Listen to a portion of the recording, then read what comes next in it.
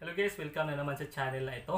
Actually mga guys, ang video ito ay ginawa ko para sa isang viewers ko na nagko-comment sa previous ko na vlog na sabi niya hindi ko daw napuruhan. Malaki daw yung agwat. Actually mga guys, explain ko lang, hindi pa talaga yung tapos kasi at that time, wala pa akong pambatak sa joints. Hindi kasi ako gumagamit ng body filler, hindi din ako gumagamit ng joint tip. Kasi kung may movement, kahit na maliit na movement, kahit sabihin pa din natin na matigas yung pambata ko, magra-crack din yan.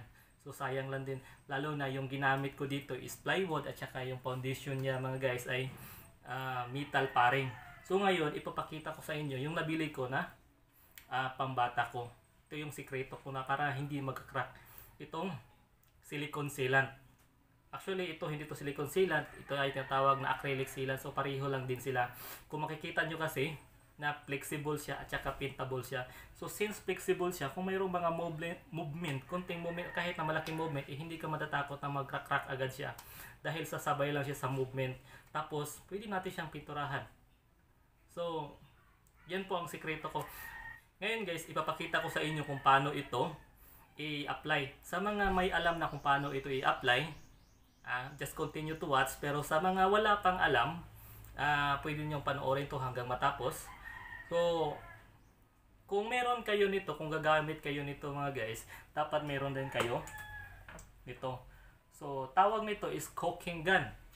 Pero, tawag ng karamihan dito is silicone gun kasi silicone sealant madalas na ginagamit dito. Kaya tawag dito is silicone gun. Pero caulking gun talaga ang tawag nito. So, napakasimple lang nitong gamitin. Ikabit muna natin. Ito, nagamit ko na. Butasan lang natin. Ito, i-cut natin dito. Tapos, dito sa tip niya, pwede natin i-cut din ng 45 degrees. Pero ako, hindi ko muna ito kinat ng 45 degrees. Pabilog lang muna. So, ngayon, ipapakita ko sa inyo kung paano ito i-apply. Ito po yung sasampulan natin, mga lods. So, ganito lang siya. Tanggalin muna natin.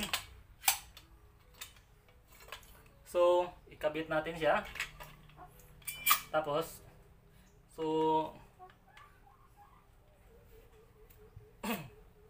sample.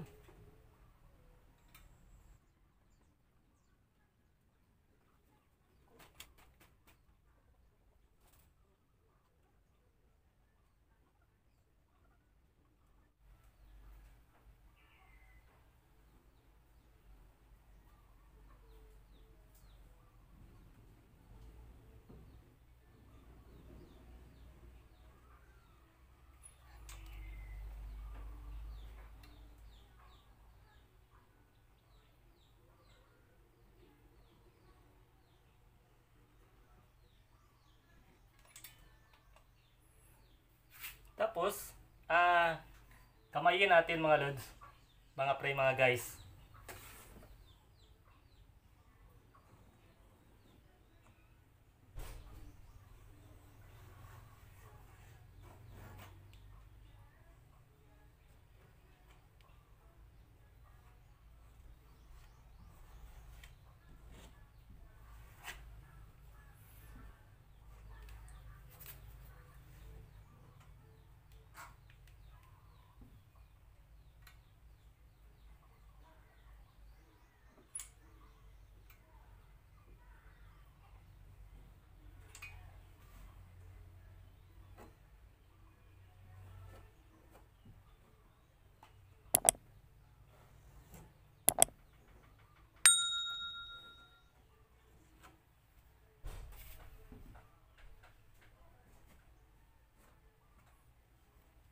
Kunin natin yung mga excess sa gilid.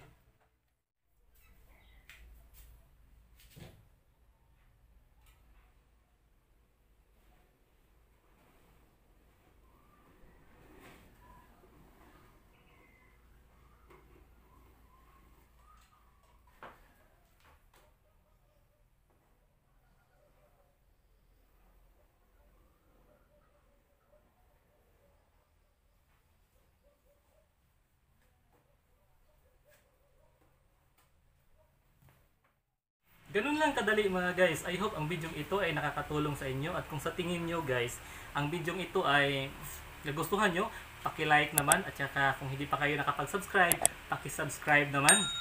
And thank you for watching and see you to my next video.